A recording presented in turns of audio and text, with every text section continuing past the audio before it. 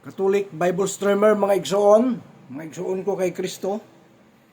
Ang ating topic ngayon, dito na tayo sa Book of Exodus, Exodus chapter 1, chapter 2. Pagsasamahin natin yung dalawang chapter, mga igsoon, dahil ito'y mahabang pag-uusap, matagal na pag-uusap habang tayo'y nagba-Bible study dito sa True Online, mga igsoon. Ating sikapin na ito'y makuha natin ng buo. Yung topic na to, mga igsoon, chapter 1, kung paano pinahirapan ang anak ni Israel, Then sa chapter 2, kung paano nagkaroon ng anak si Levi naman doon sa lahi, doon sa lahi ni Aaron, Si Jose, mga igsoon, ating basahin yung chapter 1, mga igsoon, na kung paano ang natira yung mga puno doon sa 12 tribes, mga igsoon, ang mga naiwang 12 tribes. Napakadami dito sa chapter 1 ng Exodus. Si Ruben, si Simeon, si Levi, at si Judah, si Isakar, si Zabulon, at si Benjamin, si Dan, at si Naphtali, at si Gad, si Aser, at ang lahat ng tao na lumaban sa balakang ni Jacob, na lumabas doon sa balakang ni Jacob, ay 70 tao, at si Jose ay nasa Ehipto na, mga igsoon. 70 tao ang lumabas doon kay Jacob, sa balakang ni Jacob, mga igsoon. 70 tao. May bumangon ngang isang bagong hari sa Ehipto na hindi kilala ni Jose. Hindi kilala si Jose. At sinabi niya sa kanya, hayaan narito ang bayan ng mga anak ni Israel ay higit at lalong malakas kaysa atin. Ang mga lahi ni Jacob, mga igsoon, ni Israel, mga igsoon, ay padami ng padami, mga igsoon. Ito yung kung sa atin pa sa mga Pilipino, mga igsoon, na ang mga anak ng mga Bisaya, mga Pilipino, mga igsoon, ay parami ng parami. Sino ba yung bansa na maraming lahi, yung maraming lahi? Yung bansa na kung saan ang kanilang lahi ay papatong ng papatong, mga igsoon. Dito sa chapter 2, mga igsoon, sa chapter 2 naman tayo, mga igsoon, na ang chapter 2 na kung paanong si Moses, mga igsoon, nasa lahi ni Levi, mga igsoon, ay ipinanganak, na kung paanong si Moses ay parang palabas lang ito, mga igsoon, parang palabas lang, ating inire-replay yung kanilang mga kasaysayan na sa chapter 1 ng Book of Exodus ay pinahirapan ang lahat ni anak ni Israel, pinagawa ng mga laryo, mga igsoon. Ano ba ang mga pahirap na ginawa ng paraon, mga igsoon? Pinagawa sila ng mga laryo, mga igsoon, sa chapter 1. Dito sa chapter 2, mga igsoon, nagdadaing yung kanyang mga anak ni Israel. At ito'y isinilang si Moses sa chapter 2. Sa chapter 2 ay isinilang si Moses, mga igsoon. At ito'y tiniktikan ni Moses na ang kanyang kapatid na ito'y pumatay si Moses ng isang Ehipsyo, mga igsoon. Isang Ehipsyo dahil nakita ni Moses na ang kanyang mga kapatid na Hebreo ay sinakta ng isang Ehipsyo, mga igsoon. So therefore si Moses ay nag-react at ito'y pinatay niya at ito'y tinabunan ng buhangin, mga igsoon.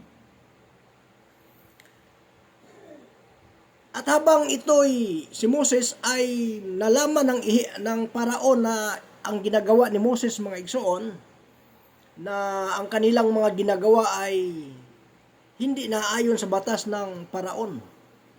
Kaya ang si Moses ay lumayas doon sa kay Ezekiel na siyang nandoon yung mga tupahan kung paanong siya lumayas. Lumayas si Moses at ito'y natapon doon kay Ezekiel mga igsoon. At si Ezekiel ay may mga tupa mga igsoon at ito'y ang kanyang sinabi sa mga anak na mga na mayroon siyang bakit ninyo iniwan ang lalaking yaon.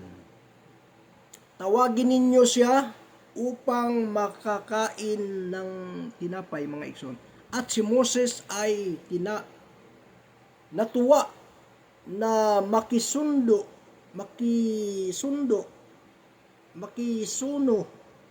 sa lalaking yaon at kanyang pinagpag-asawa kay Moses si Sapura na kanyang anak. At nanganak ng isang lalaki at kanyang ipinanganlan ng Gerson sapagkat kanyang sinabi, ako'y nakipamayan sa ibang bayan mga igsoon. Si Moses, na kung paanong si Moses ay nakikipamayan doon sa ibang bayan.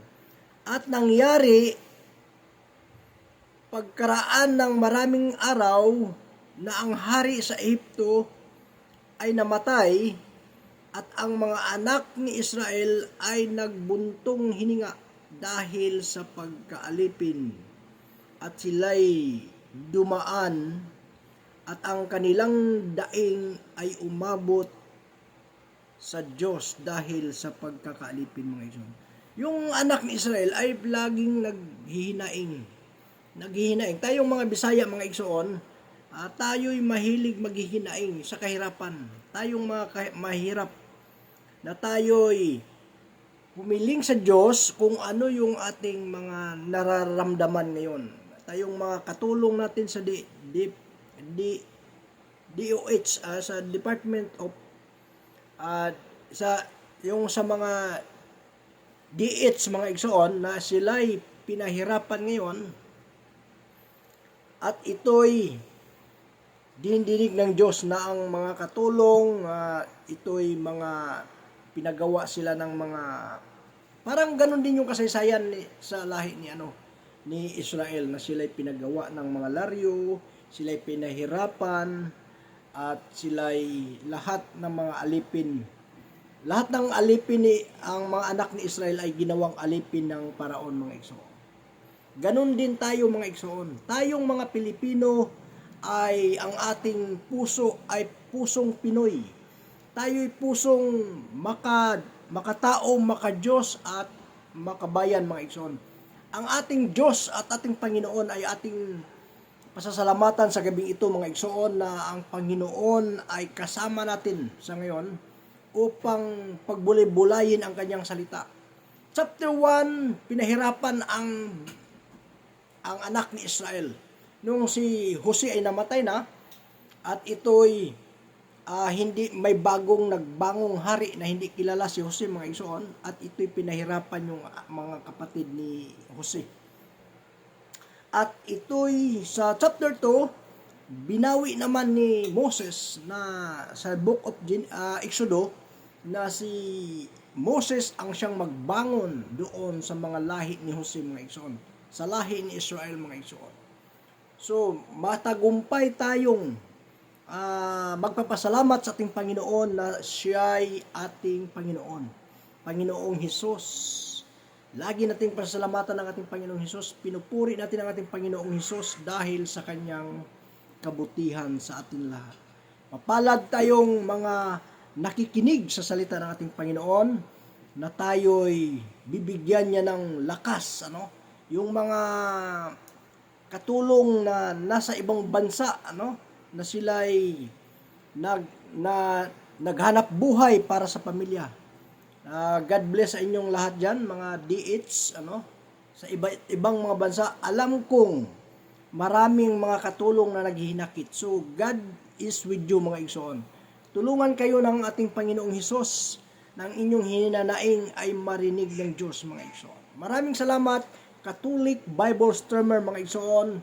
Ating pasasalamatan ng ating Panginoon sa gabing ito, mga igsoon, na kayo'y diringgin ng Diyos sa inyong mga hinanaing. Maraming salamat. God bless everyone. Mabuhay tayong lahat. Mabuhay.